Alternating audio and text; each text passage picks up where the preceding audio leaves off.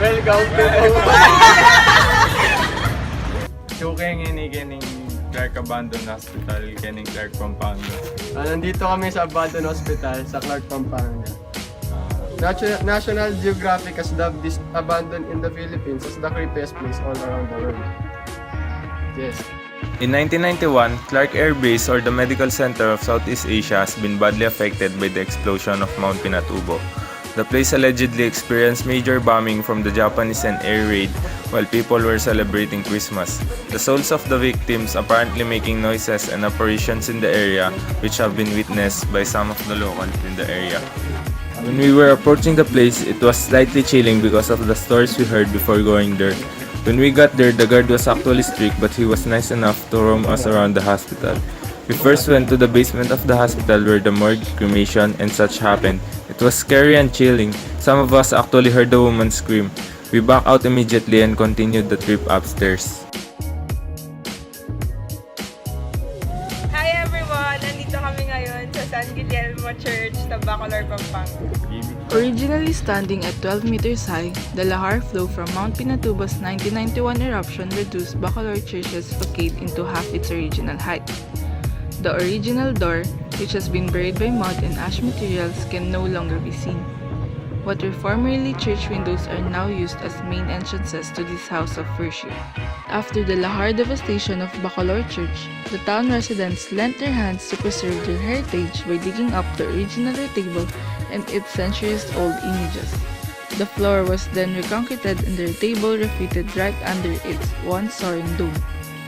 And what we like about this church is how preserved it was, and also, we saw how the residents really want to show how historic this place was, by not modernizing the church's design.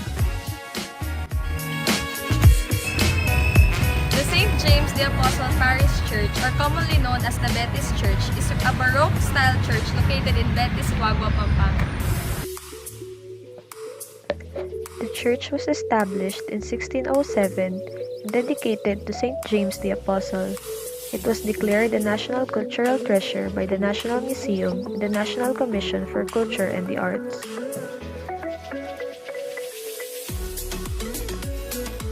The preliminary structure was made out of light materials, which was composed mainly of wood and stucco.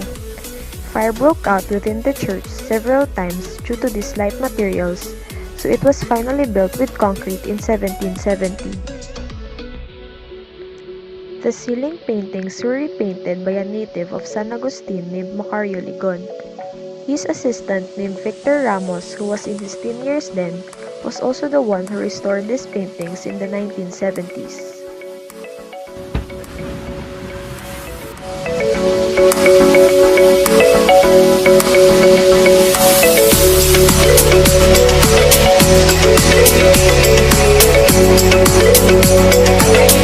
Ngayon, sa Museo of Natas, si Pangulong Diosdado Macapagal sa Lubao, Pampanga.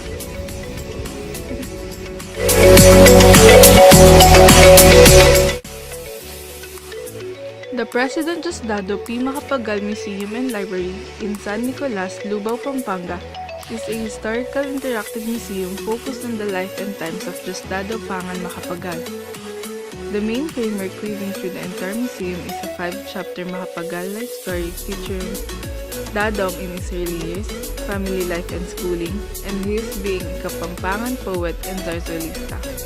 With DM, the family man and professional, with Kong Dadong, the public servant and 5th President of the Philippine Republic from 1961 to 1965, and with Apong Dadong, the statesman and elder of the nation.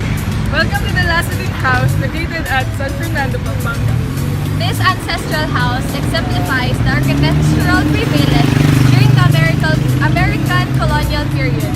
Was declared a heritage house by the National Historic Institute on January 27, 2003. Lazatin Mansion is located in Barangay Santo Rosario, Antonio Consunji Street, City of San Fernando, Pampanga. It is built by the couple Serafin Lazatin and Encarnacion Singian in 1925. This house is probably the most well-kept of the houses in San Fernando. This served as the residence of the Japanese General Masaharu Homma during the war. Welcome to Henson Hizon House. This is a Spanish colonial period bahay na bato.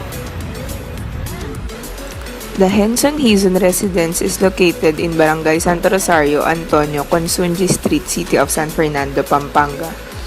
Built by the couple Saturnino Henson and Maria Lacson in the late 19th century.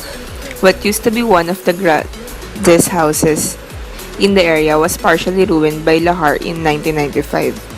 It used to be a vacation home of the current owners and occasionally as function hall for small group lecturers.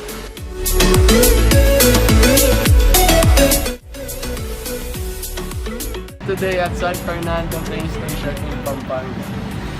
San Fernando Station is a defunct railway station of the PNR North Rail line of Philippine National Railways.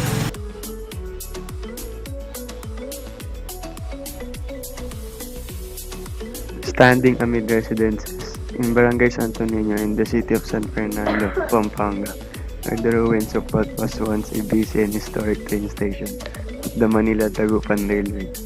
Unknown to many, the station was a silent witness to every turning point of the town's history, from its inauguration in 1892 up to the infamous Bataan Death March.